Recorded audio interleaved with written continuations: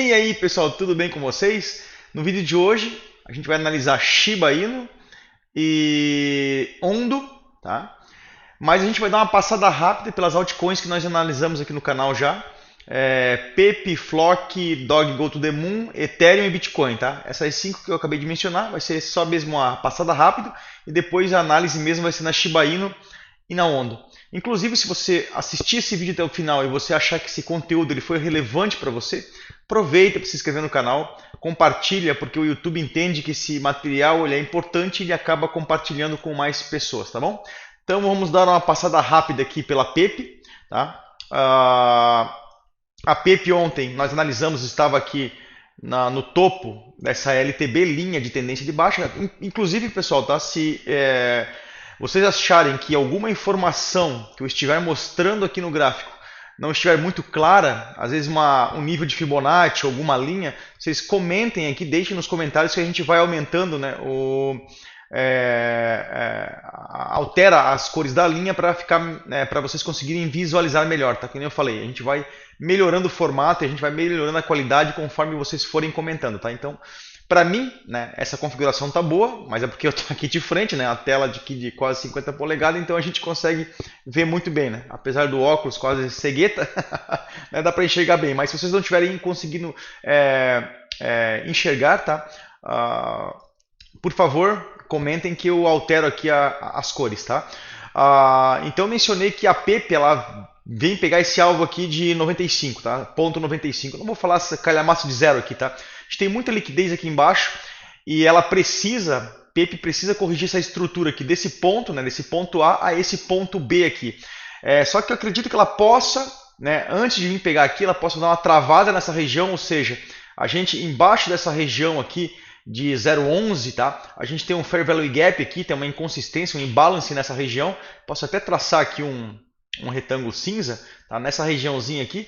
Pode ser que o preço venha e faça essa movimentação, tá? Venha fazendo um zigue-zague aqui, dê uma parada, depois dê encontre algum ponto por aqui na casa dos mesmos 0,11, né? Porque tem mais casas para trás, né?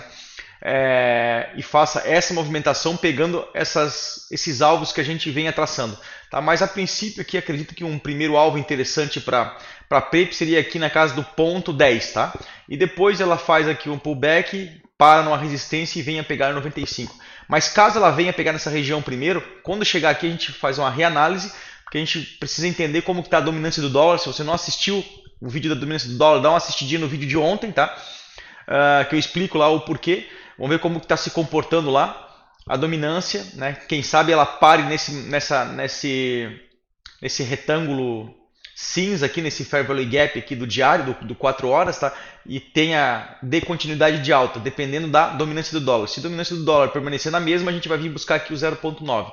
Flock, pegamos o primeiro alvo que foi mencionado ontem, estava nessa região, veio pegar a liquidez da semana, nessa tracejada alaranjada, tá? Como eu mencionei, eu tenho alguns monitores aqui, eu estou vendo que nesse monitor aqui eu consigo ver muito claramente, tá?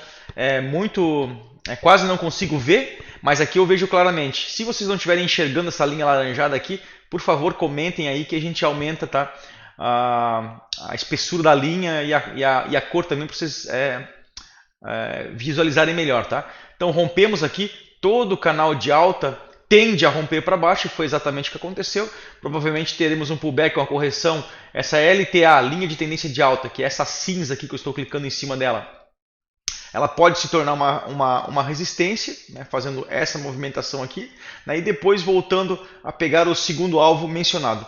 Dog Go to the Moon, também estávamos nessa região, veio pegar essa liquidez aqui de trás conforme mencionado, ela pegou a liquidez e veio praticamente pegando o 0,6 aqui, ela parou em 0,67, a gente marcou 0,64, que seria aqui essa mínima da semana, essa linha laranjada como suporte, porém, como eu mencionei, a Dog Go to the Moon, ela está muito forte, ela está atípica, né? Então ela está fugindo um pouco dos padrões, porém ela veio fazer um pullback aqui, quem conseguiu entender que ela faria essa retração, conseguiu fazer uma belíssima operação também, tá?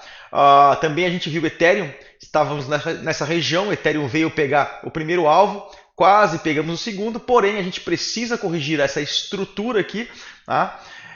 E tem muita ineficiência da máxima desse candle com a mínima, esse retângulo cinza que eu estou mexendo aqui, ó, né? Aqui dentro tem muito dinheiro parado, né? A grosso modo falando, tá? Não tão tecnicamente. Então o mercado, os grandes players, né?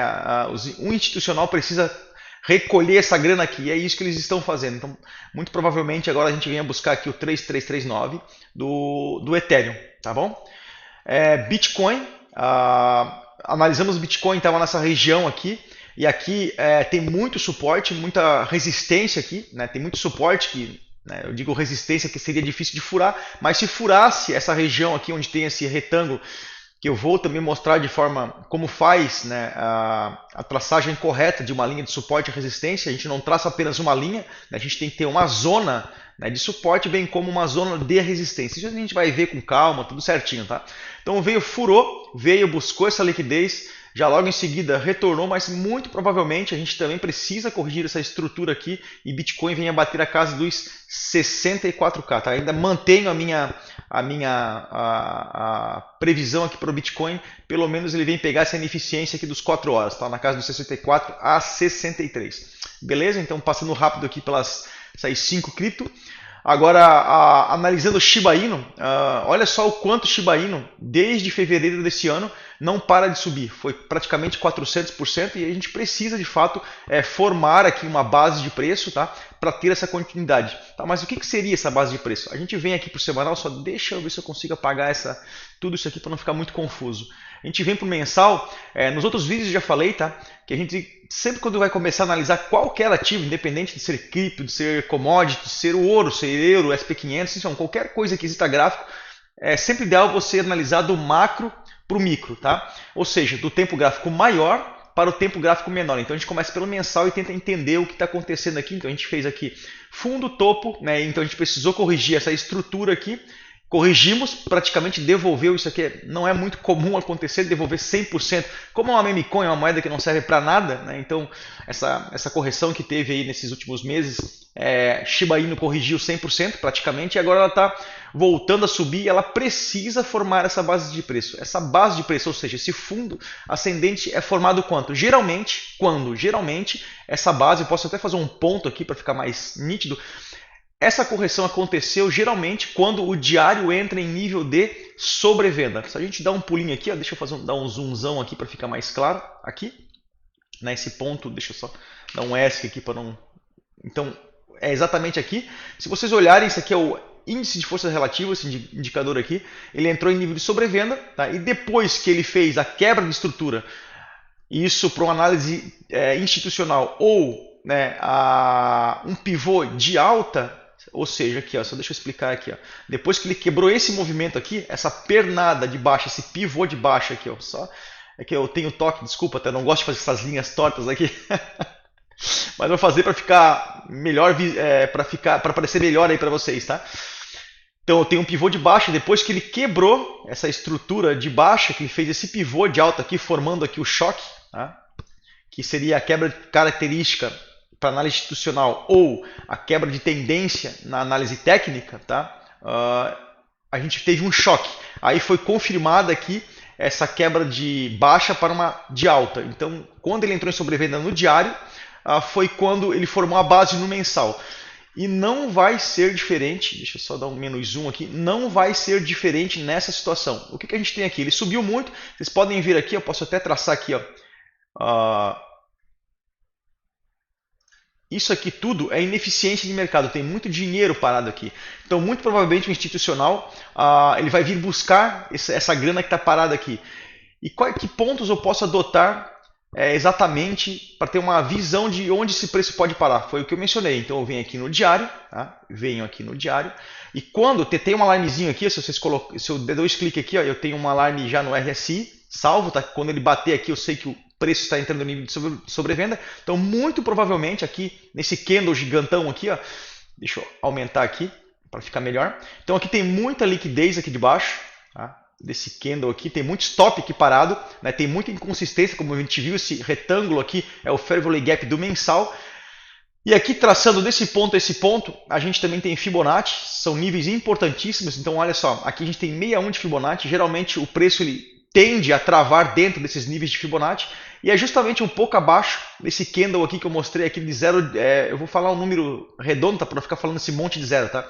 Em 0,18, tá? Então ele vai capturar essa liquidez, muito provavelmente a gente pare aqui. Vamos botar um... Né? Ele vem a cravar aqui em 0,17 para depois ter uma retomada aqui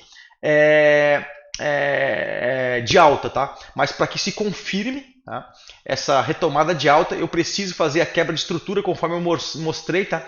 Nessa região aqui atrás. Eu preciso formar aqui um pivô de alta, fazendo o famoso choque, né? Deixa eu botar aqui choque, esse choque é do diário. Choque D1. Então eu tenho aqui o choque do D1, fez o choque e continuou subindo. Então aqui vai acontecer a mesma coisa. Ele vai fazer essa movimentação aqui, ele vai descer aqui, bater nessa região e quando ele fizer esse movimento aqui, na análise institucional a gente chama de alinhamento de fluxo, tá? Ele fizer essa movimentação aqui, esse pivô de alta, a gente confirma que de fato aqui vai ser a base de preço no mensal, tá? Então é isso que eu tenho para Shiba Inu a princípio, ele vai vir buscar essa região aqui do 0,17 para depois aí, né, tomando essa liquidez para depois aí ter essa perna de impulsão aqui no diário, tá bom? E a próxima altcoin é a Ondo. Essa onda aqui também é uma RWA bem interessante, está muito hypada, muito forte, tanto é que a gente não para de subir. Se a gente vir para o mensal aqui, ó, olha só, é praticamente um único candle, tá? Aqui não tem nenhum movimento de baixa, isso aqui tudo é continuação, ou seja, isso aqui, essa perna impulsiva é como se fosse um único candle. Então o que precisa acontecer? Eu preciso que faça esse movimento, tá? Eu preciso formar uma base de preço. E como eu já mencionei, essa base de preço ela vai ser formada quando o diário entrar em nível de sobrevenda. Entrando em nível de sobrevenda, né? Mas DK, sempre entra em nível de sobrevenda? Não necessariamente, tá? Às vezes ele chega muito próximo e acaba não pegando. E como a gente fica de olho? Então, se caso ele não pegar em nível de sobrevenda, a gente tem que ficar sempre espertos em regiões de interesse, que seriam aqui os order blocks, tá? No diário, que nesse caso aqui, Ondo pode parar aqui nessa região. E por que eu acredito que ela possa parar em 0,95? Eu já fiz um estudo das ondas de Elliott, tá? Aqui na Ondo, e a gente está aqui na 1, 2, 3, formando uma onda 4, tá? Perdão aqui. Esse aqui seria o limite. Mas a onda 4 não pode invadir o território da onda 1. Não é bem assim. Existem alguns casos em que a onda 4 ela ultrapassa um pouco a onda 1 e depois ela dá essa continuidade de alta. Então existem alguns casos sim de que a onda 4 ela pode invadir a onda 1. Que quando você começa a fazer ondas de Elliott, tem vários conceitos de que a onda 3 é mar das ondas, não é bem assim. A onda 3 ela pode ser do mesmo tamanho da onda 1, porém a 5 vai ser uma onda estendida. Então tem vários conceitozinhos que isso na prática é muito bonito na teoria, mas a gente sabe que na prática não é bem assim que funciona. Então por quê? Pode ser que ela não pegue, porque eu tenho aqui, ó, já tracei Fibonacci dessa região, tá? Da onda 2 até a onda 3, ela me deu 3 níveis, 23, 38 e 50. Ontem, quem não assistiu, tá? Eu não vou explicar agora, senão vai ficar muito longo o vídeo, tá? Então, entre 23% e 38%, essa estrutura aqui, né, essa pernada que vocês estão vendo aqui, ó, deixa eu só fazer um candle único aqui, tá? Imagina que essa estrutura aqui é esse candle gigante. Então, essa estrutura toda aqui, se a Ondo corrigir até 38, ou seja, tá, até 1.13, ela bater nessa região como bateu aqui, ó, olha só como o mercado é interessante. O preço veio, corrigiu 38 e logo subiu. Que não fechou acima, logo está me dizendo que o mercado está relativamente forte. Então ele veio, cravou 38 e subiu. Agora ele está corrigindo, tá? Então já furou 23, então está me dizendo que essa estrutura aqui já não está tão forte assim, não está conseguindo renovar topo. Então muito provavelmente, aqui embaixo tem liquidez, tem muito stop loss, muito provavelmente a gente venha pegar aqui 1.13, tá? Caso ele perca 1.13, né, primeiro alvo seria 1.13, mas se caso o candle fechar abaixo, que nem fechou aqui, ele vai vir buscar 50% de Fibonacci, tá? Mas a gente vai fazer o seguinte, né? A partir de agora, como a gente viu que ele não renovou topo e ele está na formação da onda 4, dentro de uma onda 4 de grau maior, tá? E precisa corrigir essa estrutura, ele vai vir aqui pegar muito provavelmente, tá? Como eu falei, não tenho bola de cristal, isso eu trabalho com probabilidades, tá? Então a maior probabilidade de vir buscar 1.13, tá? Candle fechando acima dessa região, maior probabilidade é de acontecer esse movimento aqui, tá? Então, chegando nessa região, batendo aqui, a gente faz uma nova análise e vê qual será a maior probabilidade do mercado, a partir desse ponto, corrigir, se para cima ou para baixo, tá bom? Se você assistiu até aqui, curte esse tipo de material, considerem se inscrever no canal, porque a plataforma entende que é relevante, e compartilhe para mais pessoas, e você também acaba ajudando o canal aqui a crescer e dizimar aqui esse conteúdo, né, para mais pessoas, tá bom? Espero que vocês tenham gostado, grande abraço, fiquem com Deus e até a próxima análise.